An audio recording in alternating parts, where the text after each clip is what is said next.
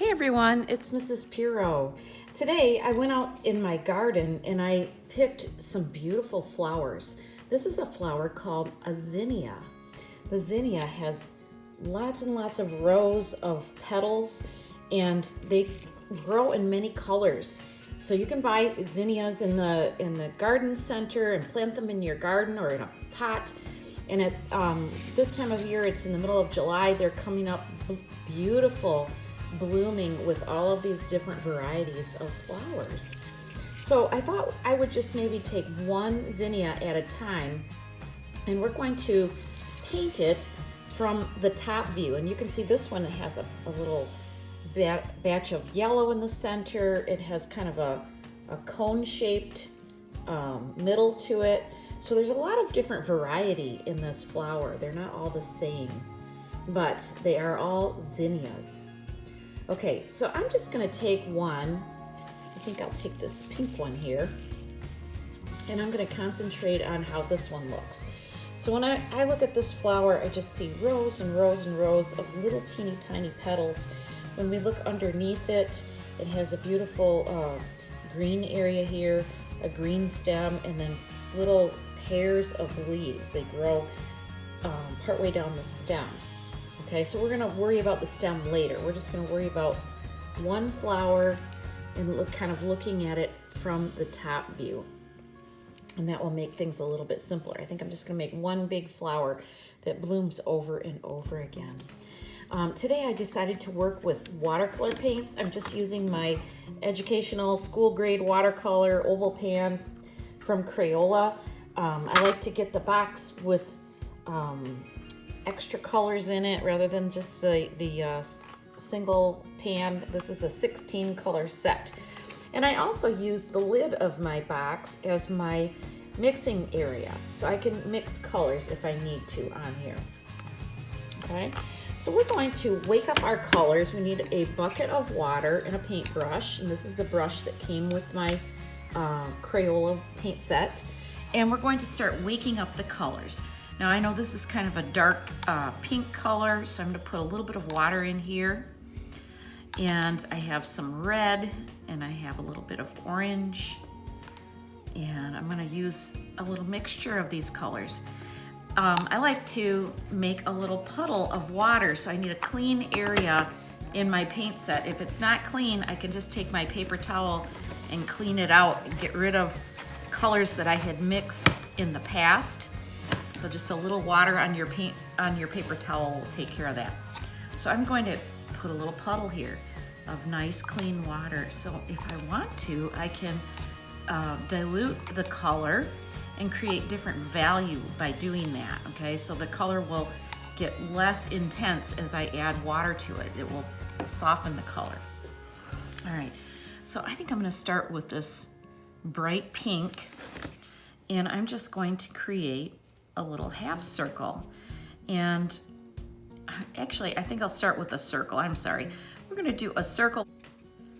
Okay, and you can see that the colors are different in different areas. So I'm gonna add a little more value to the edges of it. And then I'm gonna let the color move around on its own. Later on, I'll go back in and I'll put some yellow in the center. Okay, so now I'm going to create another row. Now this time, I don't really want them to blend together too much, so I'm just gonna go ahead and create little half circles, and I'll go back in and fill those in at a later time. So right now, we're just kind of doing a drawing with our paint. That's beautiful. Now we just keep going and going, and we can just pretend that it's a super big close-up, and we could actually make it bigger than the real life flower that I showed you. Just bigger and bigger and bigger as it goes around. Okay, and once you get the flower the size that you like, you're gonna quit doing that. I'm gonna use this puddle area over here, and I'm going to mix a little red into it. Let's see what happens there. Okay, so we're gonna try the red in here. and just add a little bit. I don't want the colors to completely blend together, so I'm not filling them all the way in. I'm gonna wait. By waiting until this color is dry, I can add more color without having everything all turn into a big blob. And I like to leave a little bit of white showing in my picture. Okay, I'm gonna add some more red in there. So red mixed with water will look pinkish. Oops, I did a little spill on there, that's okay.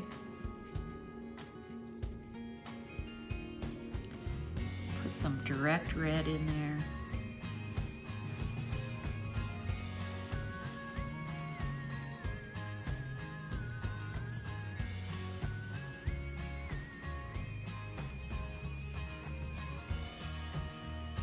Okay, and you can see that I've left a lot of white in my picture, and I'm just gonna leave it like that for now.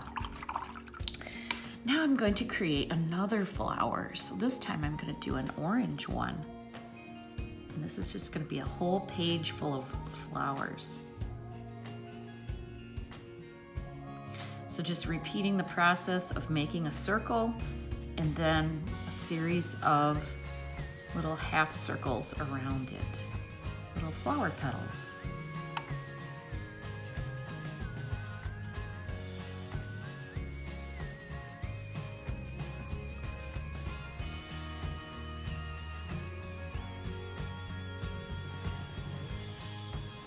And we're just gonna continue to work for a few minutes. I don't need to talk through the whole thing, so you can just paint with me or watch me paint and then turn the video off and paint on your own in a few minutes, whatever works out for you. Again, I love to leave a little bit of the white paper showing in this picture because it helps create that texture, and you can see the individual petals of the flower a little bit better. Okay, let's see, what color should I do next? Maybe just a solid red. I'm gonna go for red. And over here in this area where I made a little spatter mark, I'm just gonna go ahead and paint a red flower in that area, and then no one will ever see it. It's a beautiful oops. We're just gonna keep going.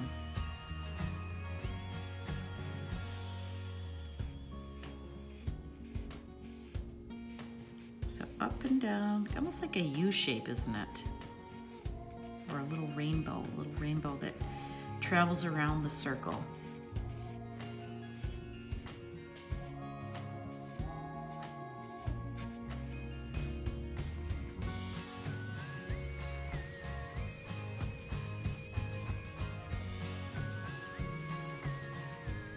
So I'm kind of half coloring in a lot of my petals.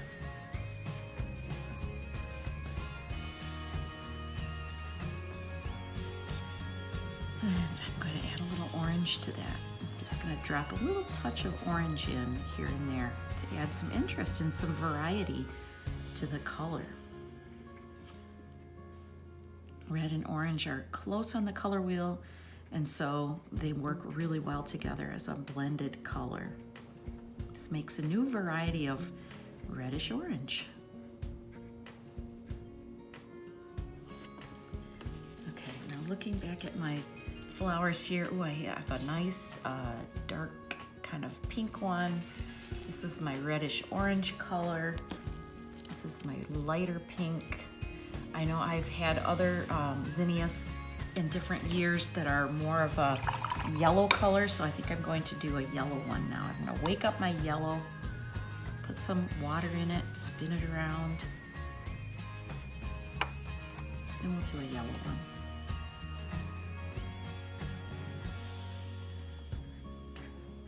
I'm not going to be too hard on myself if I make a drip or a mistake on this, because this is just going to be a beautiful arrangement of flowers that go all the way around our paper. And it's okay if there's a little bit of extra color dripping around in them. Okay, how about a yellow-orange? We'll use every color in the warm reds, yellows, and oranges palette. Pink, yellow, red, orange.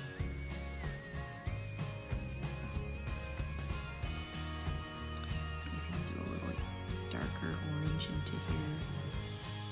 that's interesting. That's a nice variety.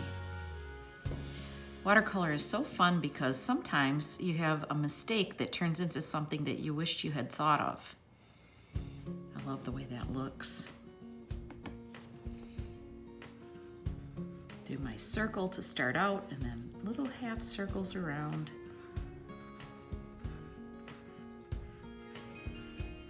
Now some of your flowers can be bigger and some smaller, and that gives a little bit of visual interest in your picture, because if everything is exactly the same, it's usually not quite as interesting. So let's think about doing one that's bigger than the others and one that's smaller than the others as we work our way through this project. So this one's going to be bigger. I'm going to make it really large.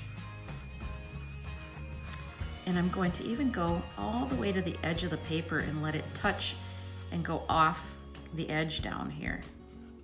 So some of my petals are sneaking out the edges of the paper. Okay, like that. Okay, let's see, maybe another pink one. Maybe we'll do a teeny little pink up here, so we don't leave this corner empty.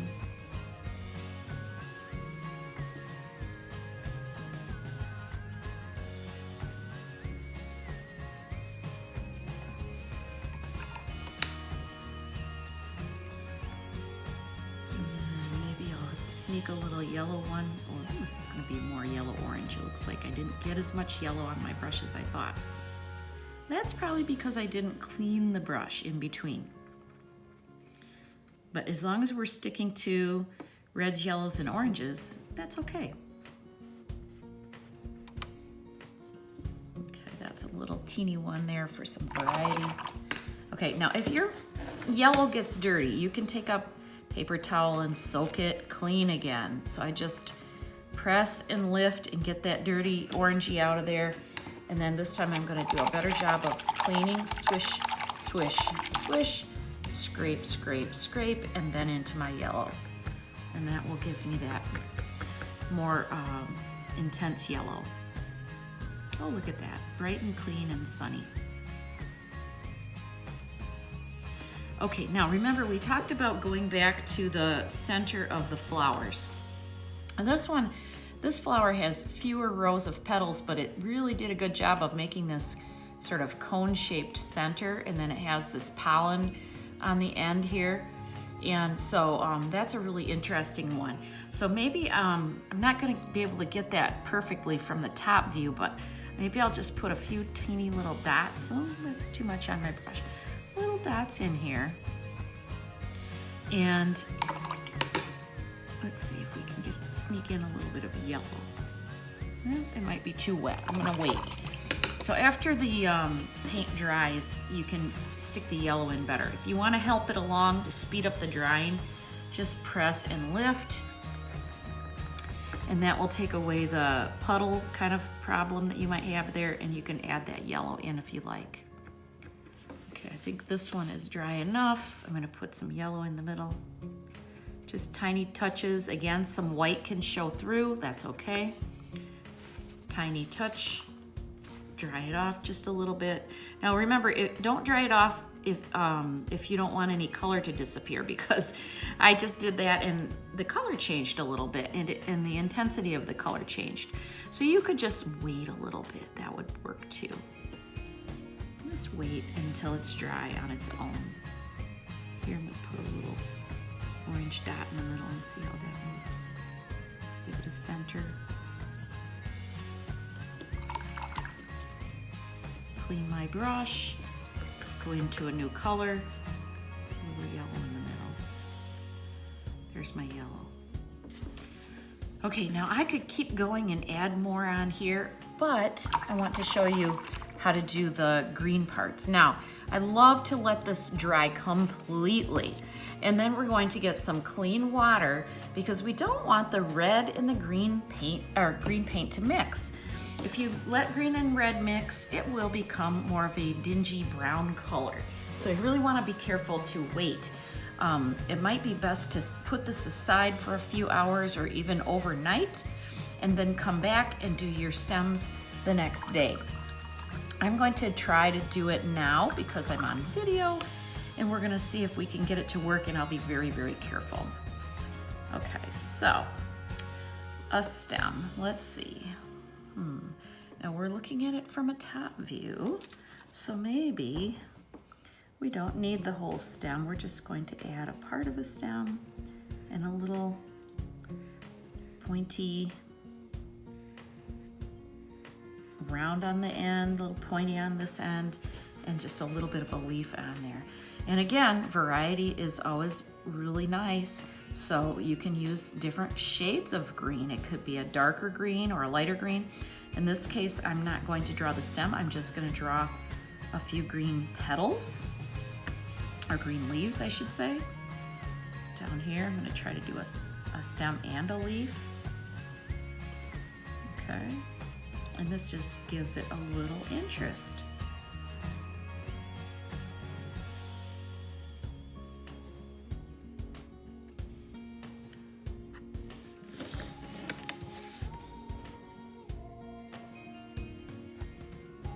So maybe a little swirl on your stem.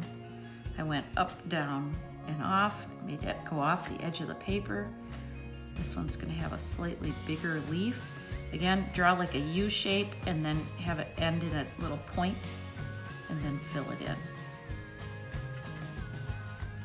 U shape right here, point.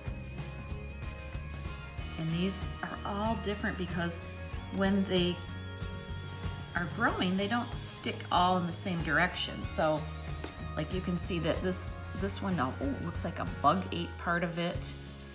They always start in the same spot on the stem, one going each direction, but they're kind of bent and folded and things like that. So the green leaves can be very different looking when you're painting them. So this is our beautiful leaves that grow on this plant.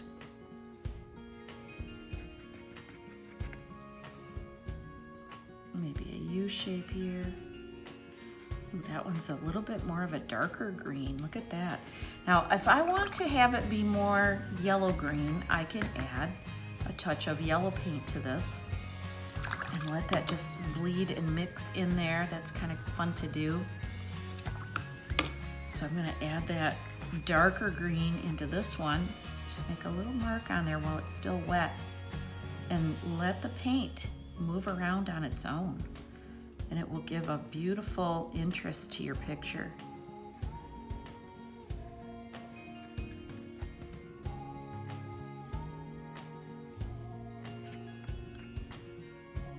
That one a little touch of a mark, a little shading on there. Some darker green along the edge gives it a little bit of a shade. So you've noticed that in this picture, we didn't use any drying materials other than paint. We went straight to the paint, and we're letting the paint do the entire picture.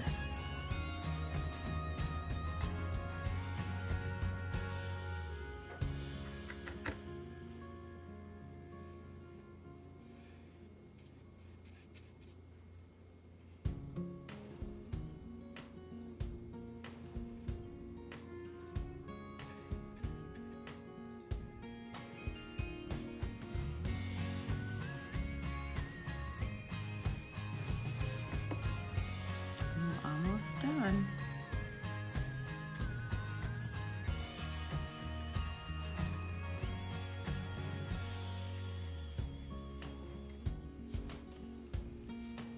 Ooh, I like the way the pink accidentally sneaked up in there, but it didn't turn brown. So that was a lucky accident on there that gave that a little bit more visual interest. All right, and there you go. That is our zinnia picture. Later on, if you'd like, you could go in and add some details with maybe colored pencil. You could add little drawings of things. You could add an insect. You could outline things if you wanted to. Maybe a little bumblebee buzzing around in your picture or a butterfly. But right now, I'm just going to leave this to dry. I hope you enjoyed painting with me today, and have a great time. Don't forget to sign your picture and put the year on it. Bye-bye.